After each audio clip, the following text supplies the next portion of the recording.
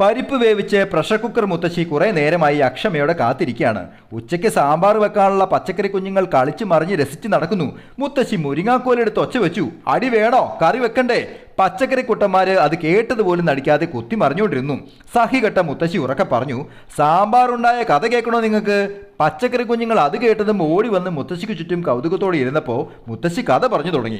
പണ്ട് പണ്ട് പണ്ട് മറാത്ത മഹാരാജാവായിരുന്ന ഛത്രപതി ശിവജി മഹാരാജാവിന്റെ മകനായിരുന്നു സംഭാജി. ഒരിക്കൽ സംഭാജിയുടെ പാചകക്കാരൻ അവധിയെടുത്ത് പോയ ദിവസം സംഭാജിക്ക് ഭയങ്കരമായി വിശന്നു. പരിപ്പ് കറി കൊതിയനായ സംഭാജി നേരെ അടുക്കളയിൽ കയറി കറി ഉണ്ടാക്കാൻ തുടങ്ങി.